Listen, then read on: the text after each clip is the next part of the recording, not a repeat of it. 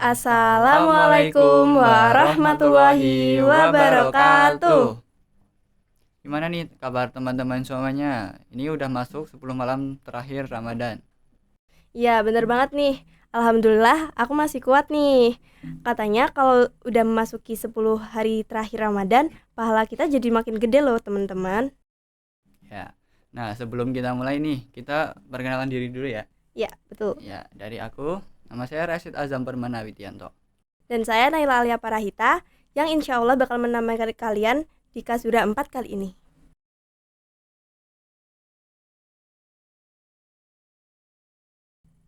Kasura 4 itu apa sih, Rashid? Ya, jadi kita jelasin dulu ya. Kazura 4 itu adalah kepanjangannya dari Kajian Nuzulul Quran. Oh, kalau tahun lalu itu temanya Samara nih. Kalau tahun ini temanya apa sih? Nah, untuk yang tema sekarang ini, temanya adalah Madinah. Apa sih itu, Madinah? Jadi, Madinah itu adalah Ramadan maksimal dengan ibadah optimal. Kok rasanya sepi gitu sih? Ya nggak sepi. sih? Iya. Nah, supaya nggak sepi, kita nggak cuma berdua nih, teman-teman. Iya. Kita ditemani oleh Ustadz Hermawan. Assalamualaikum warahmatullahi wabarakatuh. Waalaikumsalam warahmatullahi wabarakatuh. Gimana nih kabarnya Ustadz?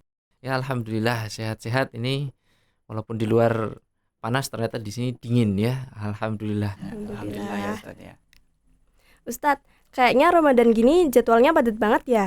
Dari masjid satu ke masjid lain, dari majelis satu ke majelis lain. Kayak artis keliling ya Ustadz?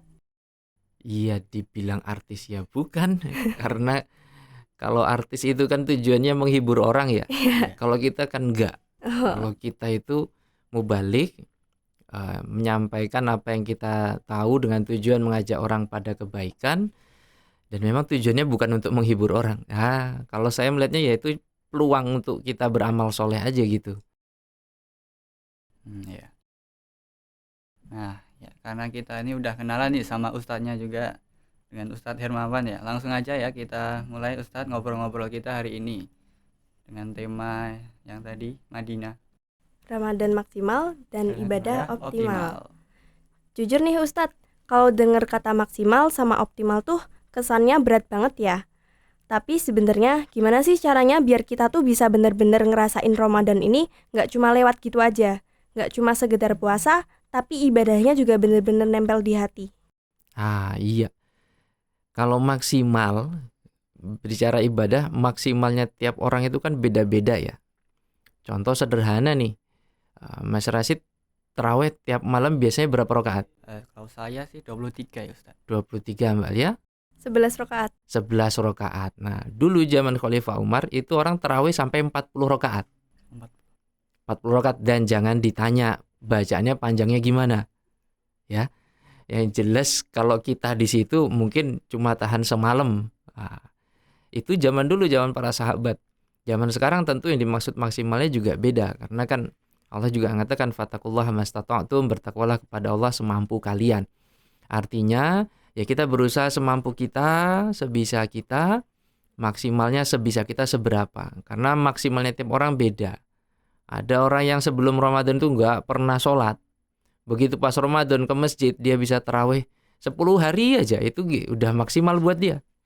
Tapi ada orang yang sebelum Ramadan itu udah rutin jamaah di masjid 5 waktu, maka selama Ramadan tarawih 30 full, itu pun mungkin untuk dia terasa kurang. Jadi satu itu, maksimal itu beda-beda tiap orang, yang penting kita berusaha semampu kita dulu. Semampu kita dulu, dorong diri kita sampai batas, bisanya segini. Nah, lalu kalau mau tahu nih, Ramadan kita tuh optimal apa enggak? Kalau katanya Mbak Alia tadi bisa kerasa gitu ya. Ya sebenarnya kalau sekarang nggak ketahuan. Ketahuannya itu nanti pas setelah Ramadan. Setelah Ramadan tuh nanti kelihatan. Ada nggak kita perubahan? Kalau nanti bulan Syawal, Zulqa'dah seterusnya itu ada peningkatan diri kita, walaupun dikit aja gitu, ningkat naik dari sebelumnya, itu tanda-tanda insya Allah Ramadannya ada suksesnya. Tapi kalau pas setelah Ramadannya kita kemudian sholatnya tambah males, ngajinya nggak pernah, sedekahnya tambah pelit, sebentar-bentar marah. Kalau anak muda pacarnya malah tambah jadi-jadi. Itu berarti tanda-tanda tuh Ramadannya perlu dievaluasi. Gitu.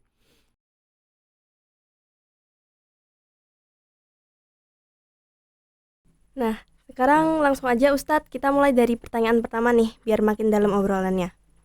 Yang pertama, apa itu nuzul Quran dan bagaimana sejarahnya? Nuzulul Quran ya. Kalau kita taunya nuzulul Quran itu peristiwa ketika Allah menurunkan Al-Quran kepada Rasulullah Shallallahu Alaihi Wasallam. Sebenarnya nuzulul Quran itu orang merujuknya kepada peristiwa Rasulullah menerima wahyu pertama kali ketika di Gua Hira. Ketika itu Rasulullah menerima wahyu dari malaikat Jibril alaihissalam ya. Dan itu terjadinya, kata para ulama, terjadinya di hari ke-17 Ramadan. Malam 17 Ramadan. Makanya kita rata-rata merayakannya memperingatinya di malam 17 Ramadan. Lalu kemudian ada yang nanya, wah kalau di surat Al-Baqarah itu kan disebutkan syahrul Ramadan allazi unzila fihil Quran. Bulan Ramadan adalah bulan di mana kami turunkan Al-Quran. Lalu di surat Al-Qadar kan, inna anzalnahu fi lailatul qadar. Sungguh telah kami turunkan Al-Quran pada malam kemuliaan. Sementara kita tahu malam Lailatul Qadar itu di 10 malam terakhir. Ada yang nanya, lah terus Al-Quran turunnya kapan nih? 10 malam terakhir atau 17? Jadi para ulama mengatakan Al-Quran itu dari Lauhul Mahfuz. Lauhul Mahfuz itu adalah satu kitab yang isinya catatan semua kejadian alam semesta, hanya Allah yang tahu. Dari situ diturunkan ke langit dunia Al-Quran pada malam Lailatul Qadar. Tetapi itu turunnya secara keseluruhan, full Al-Quran. Tapi Al-Quran diturunkan kepada Rasulullah SAW bertahap kan. Sampai 23 tahun bertahap. Pertama kali turunnya 17 Ramadan. Nah itu. Jadi lanjutnya Ustadz ya. Hikmah nuzulul Quran yang dapat diterapkan di bulan Ramadan itu apa aja sih Ustadz?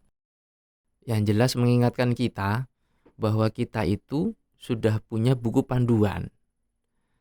Mas Rashid itu beli HP, di boxnya ada buku panduan nggak? Oh iya ada. Ada. Ini Mbak Alia beli laptop, beli motor, ada buku panduannya nggak? Ada. Ada. Nah saya tanya Mas Rashid, Mbak Alia lahir brojol, ada buku panduannya nggak? Oh iya enggak.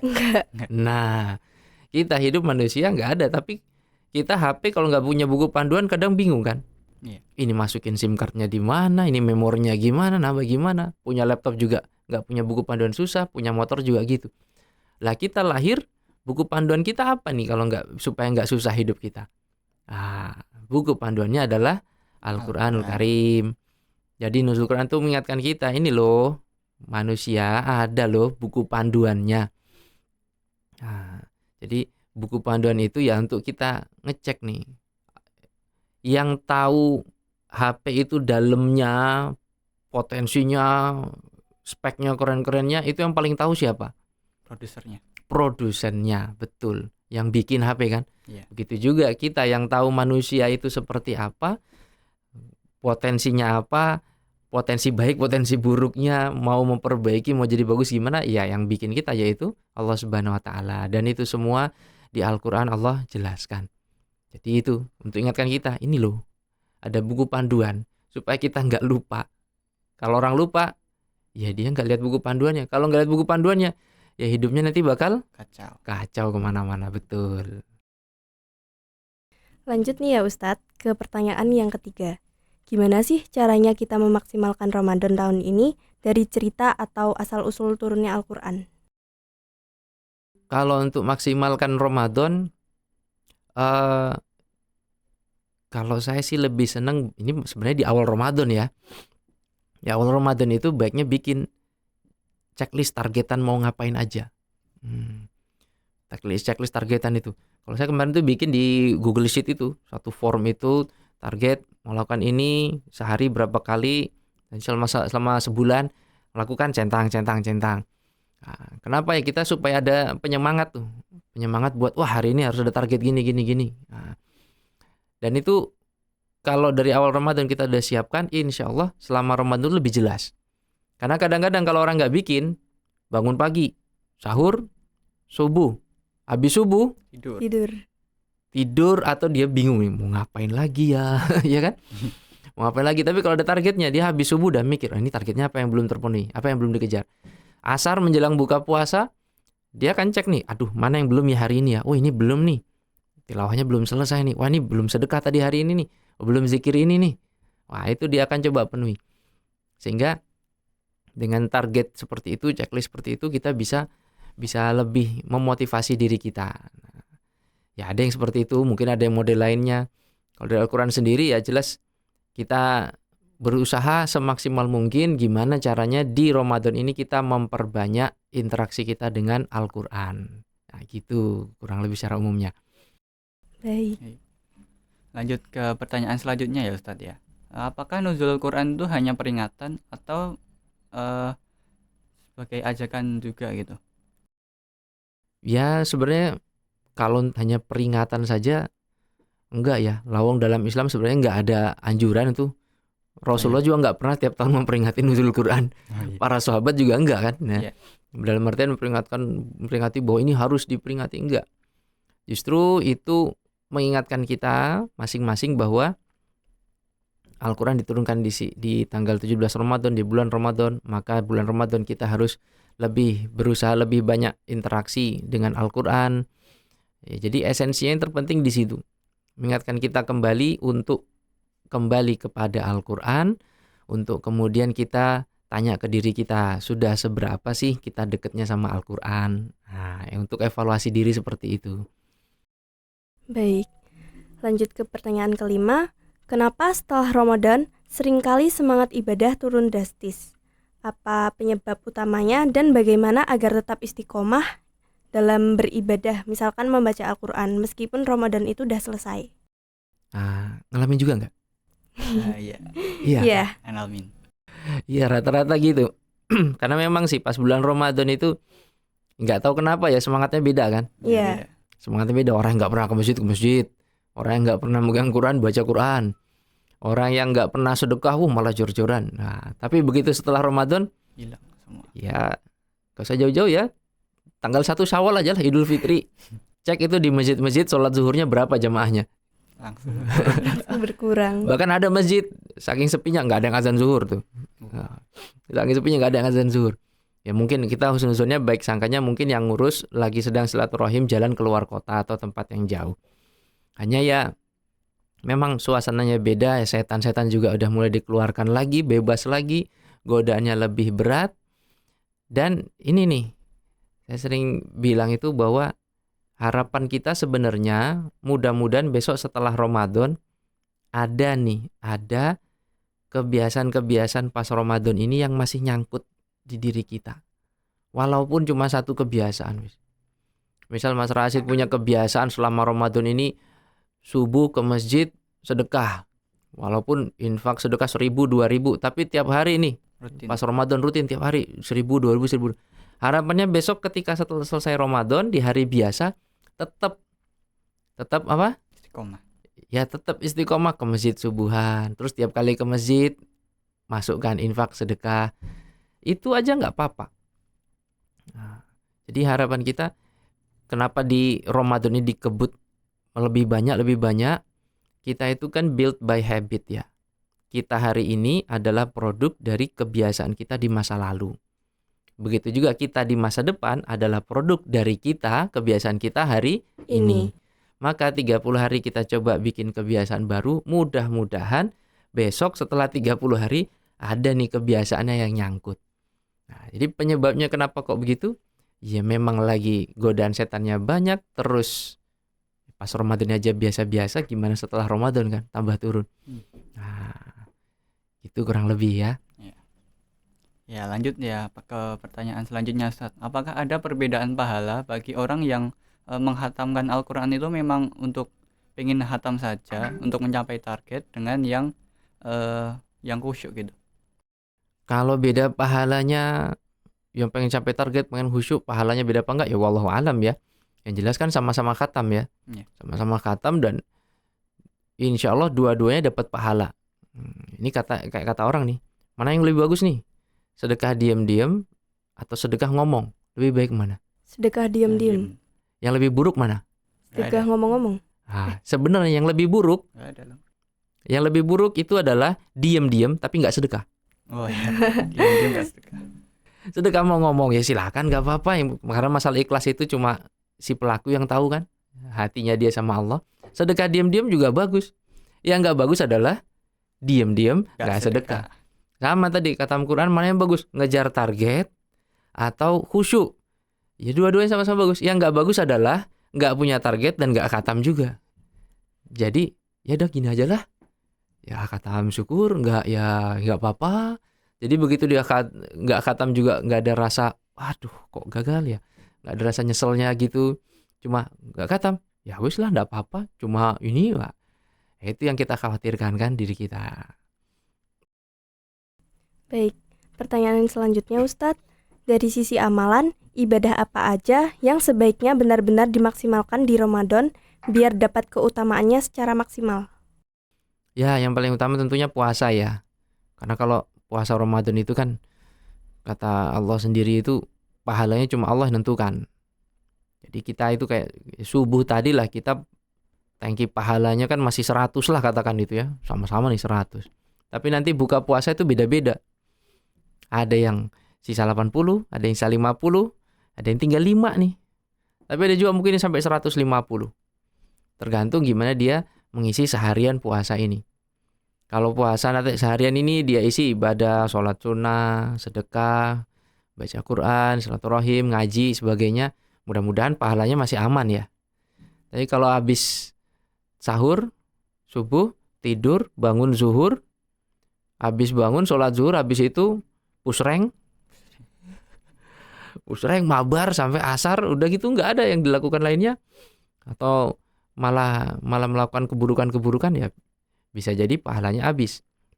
Jadi yang pertama tentu puasanya ya. Puasanya kita berusaha biar pahalanya maksimal. Yang kedua ya puasa terus sholat. Sholat khususnya sholat malam yang kita kenal dengan tarawih. Tahajud gimana? Yuk kalau bisa malah tambah bagus lagi ya.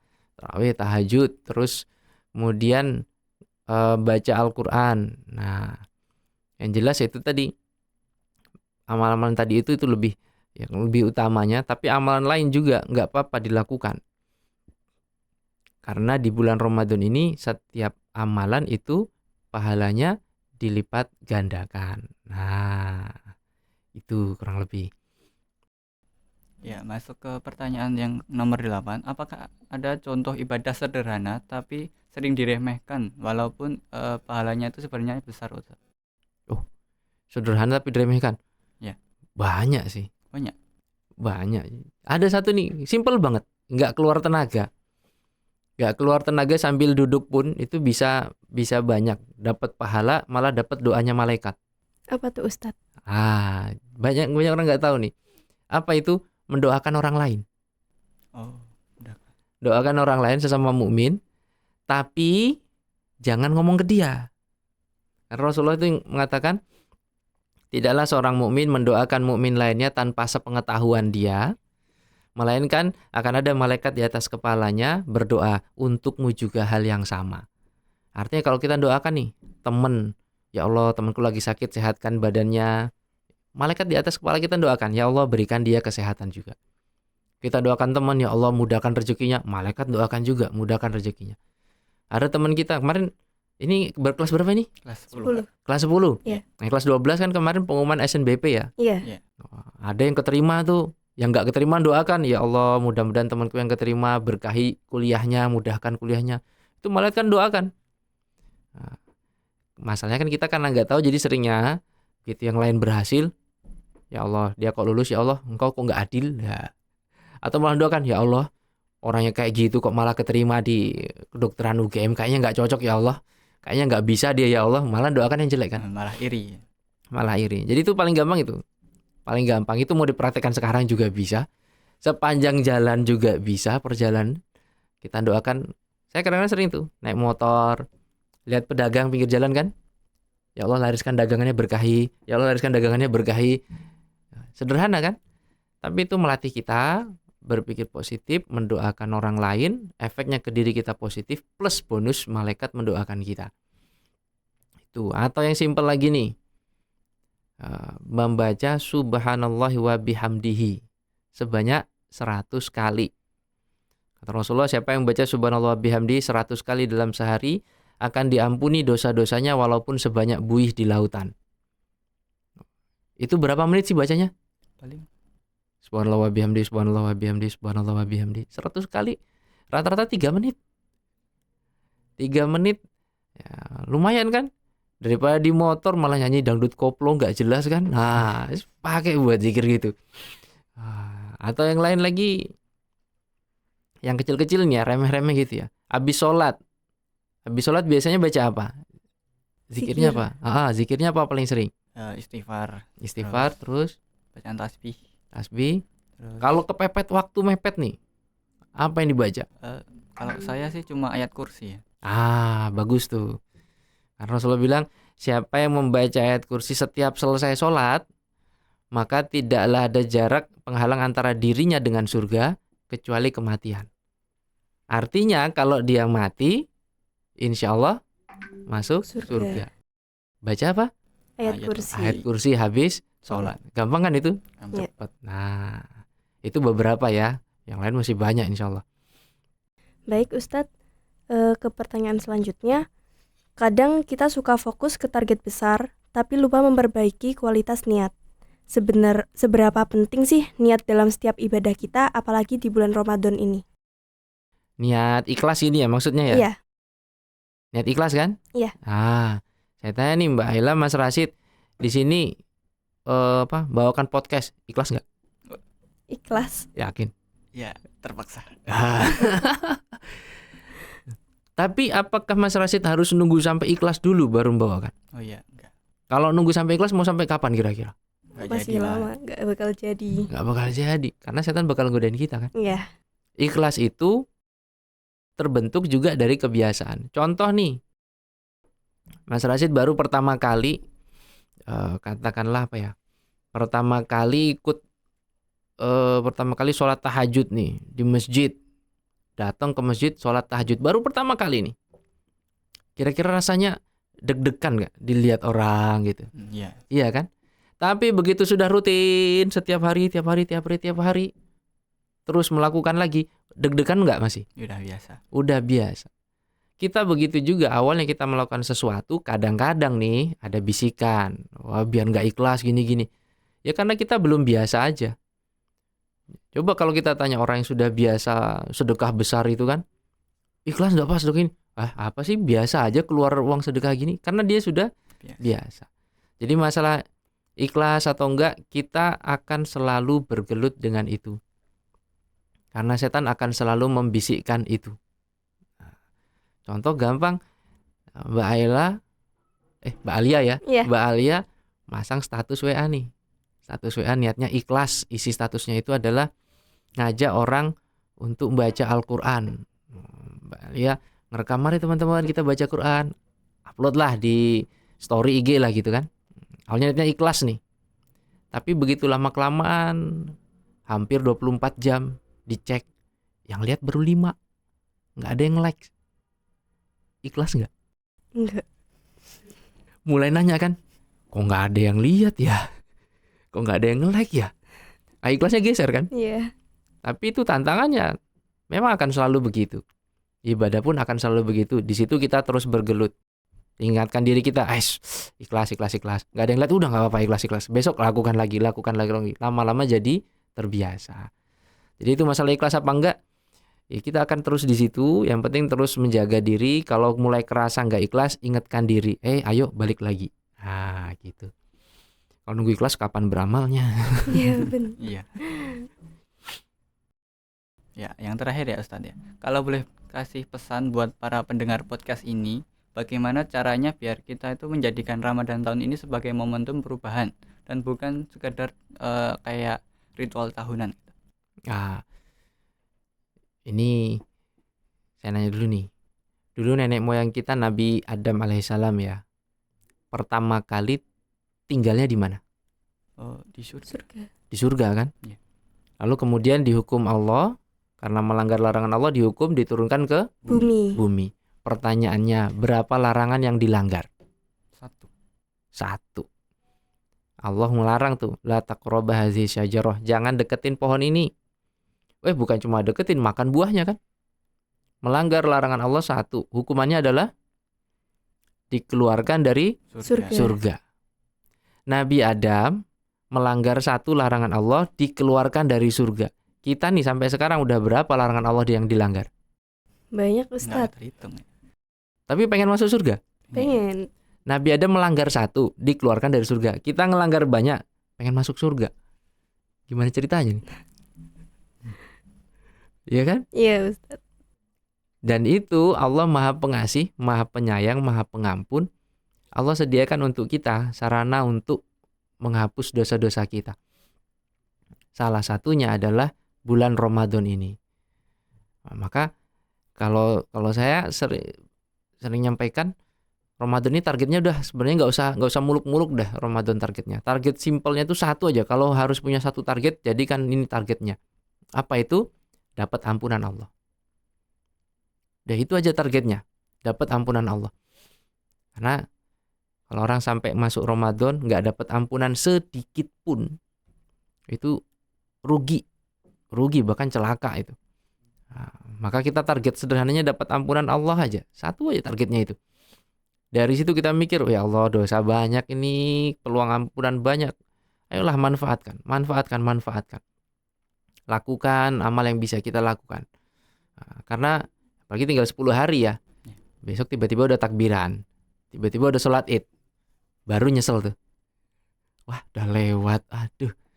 Maka mumpung masih ada 10 hari, ya tadi, luruskan lagi, targetkan dapat ampunan Allah, puasanya kita usahakan dijaga, sholatnya kita perbaiki, interaksi dengan Al-Quran kita juga coba perbaiki, apa yang kita bisa lah, sedekah dibanyakin. Apalagi yang masih punya orang tua kan, berbakti sama orang tua, karena kan nggak tahu sampai kapan orang tua masih ada, ya toh.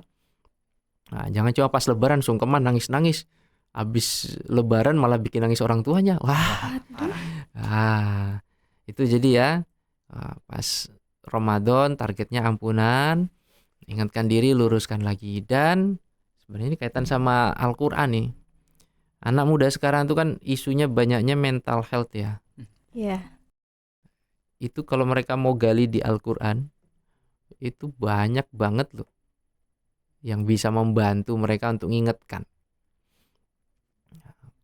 Ini udah selesai pertanyaannya. Kalau udah saya nanya nih, ini kan. Ya. Mas Rashid, di Al-Quran ayat apa yang paling favorit disukai? Trikul Ustaz. Kulhu falak binas. Oh iya. Alia? Ar-Rahman. Ar-Rahman. Kenapa Ar-Rahman?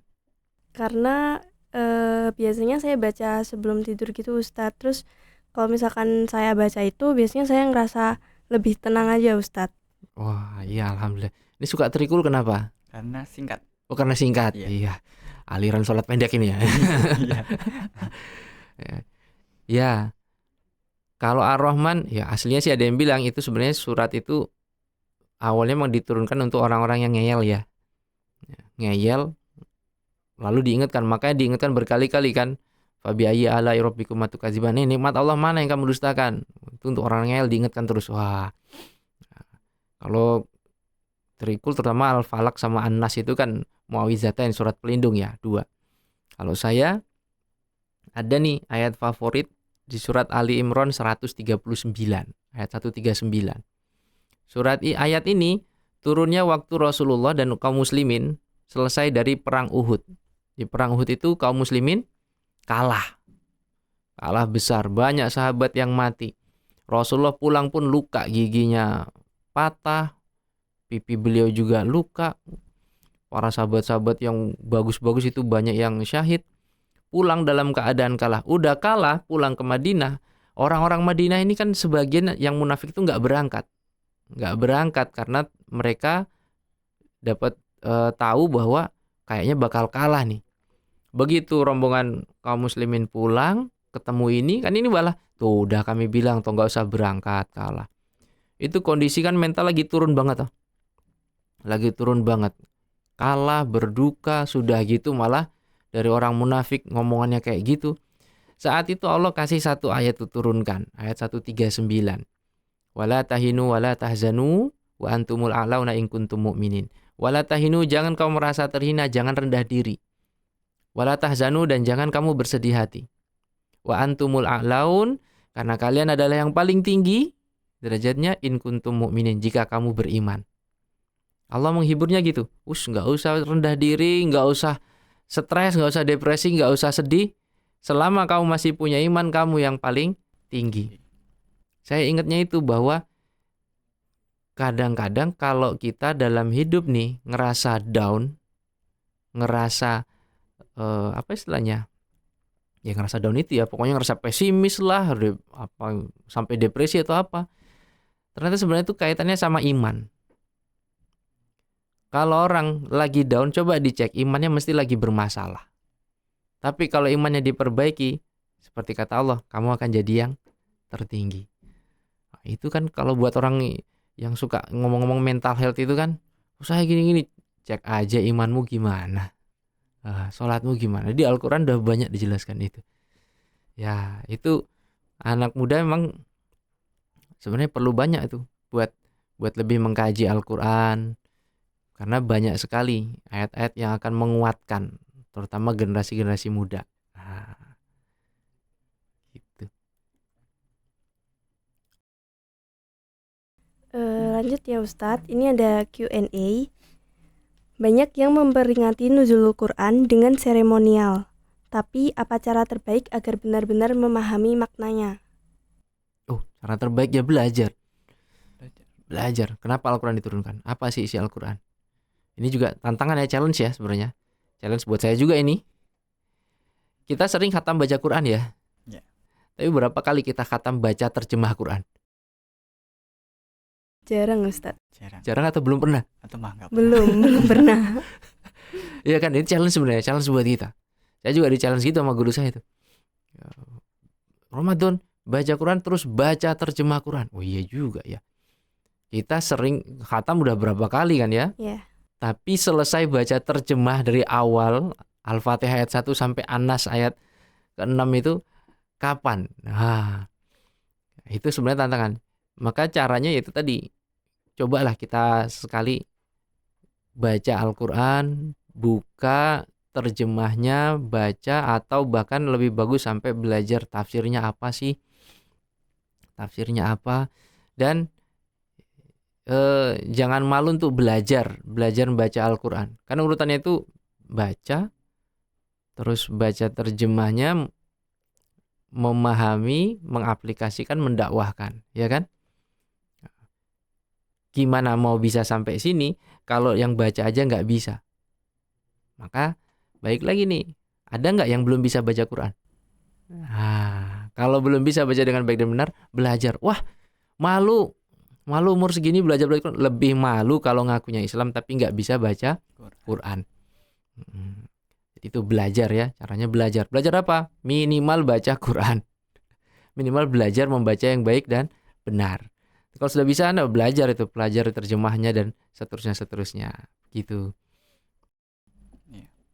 Lanjut ke Q&A yang selanjutnya Ustadz. Ada banyak tafsir Al-Quran. Bagaimana kita tahu mana yang paling relevan dengan kehidupan kita?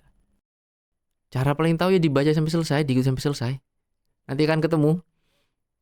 Ya gimana cara tahunya? Kalau misal nih ada buku satu segini tebalnya, satu segini.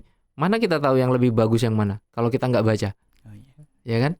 Karena tiap tafsir itu nanti punya kekhasan penulisnya tersendiri.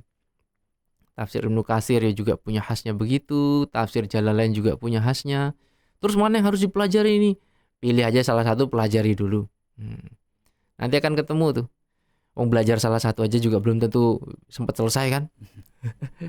Daripada lama mikir kan? Sama kayak ikhlas tadi tuh. Daripada kelamaan, ini. Alah, pilih salah satu aja, nanti jalani. Nanti sempat belajar lagi yang lain. Daripada nggak belajar sama sekali. Jadi mana yang relevan? Yang paling relevan sebenarnya adalah yang dipelajari sungguh-sungguh. Kalau nggak dipelajari gimana bisa relevan?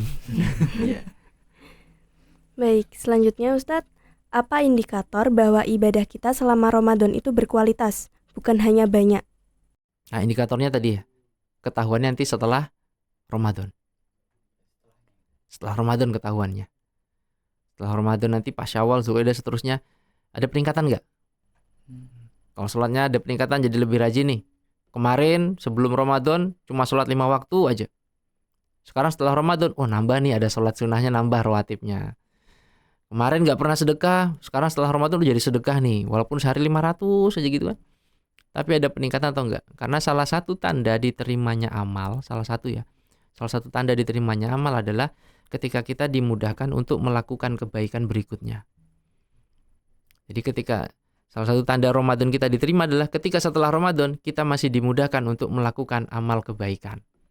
Nah, jadi ceknya nanti kapan? Setelah Ramadan. Mulainya kapan? 1 Syawal. Cek itu, sholatnya masih aman nggak di situ. Nah. Baik Ustadz ya, untuk Q&A yang terakhir. Jika seseorang merasa Ramadan tahun ini kurang maksimal, apakah ada cara untuk menebus di bulan-bulan berikutnya? Merasa sekarang kurang maksimal, cara menebus di bulan berikutnya. Ya kalau nebus puasanya sih nggak, cuma yang jelas perbaiki terus aja kan. Perbaiki, ya di bulan-bulan yang sisa tingkatkan apa yang kita bisa, apa yang kita mampu. Mudah-mudahan masih panjang umur bisa ketemu Ramadan berikutnya. Kalau belum ya setidaknya kita sudah berusaha terus. Ya istilahnya aji mumpung ya. Mumpung masih hidup. Mumpung masih hidup. Karena setiap kita itu selama masih Allah kasih umur berarti masih punya kesempatan. Sama ini, jangan nilai orang dari keadaannya hari ini. Bisa jadi orang yang buruk hari ini besok jadi baik. Karena setiap orang yang buruk hari ini, selama Allah masih kasih umur, berarti dia kesempatan jadi baik dan dia masih punya masa depan. Sebagaimana semua orang yang kita lihat baik hari ini, mereka juga pernah punya masa lalu. Jadi seburuk apapun dia hari ini, selama Allah masih kasih umur, berarti masih punya masa depan, masih punya kesempatan untuk memperbaiki apapun yang dia lakukan. Nah, karena setiap orang yang kita lihat hari ini baik juga punya apa? Masa lalu yang orang baik hari ini. Artinya bisa jadi orang sekarang baik dulunya buruk. Itu aja penyemangat kita ya. Masih ada umur, aji mumpung masih hidup. Ya, Masya Allah ya. Luar biasa banget nih obrolan kita hari ini Ustadz. Ya banyak banget hal yang bisa kita bikin mikir gitu. Kalau udah sejauh mana sih kita Ramadannya itu.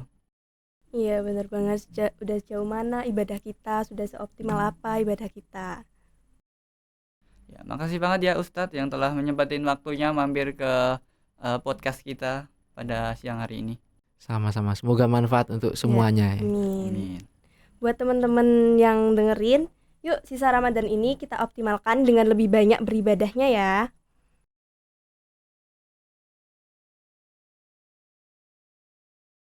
Oke deh, segitu dulu obrolan kita hari ini.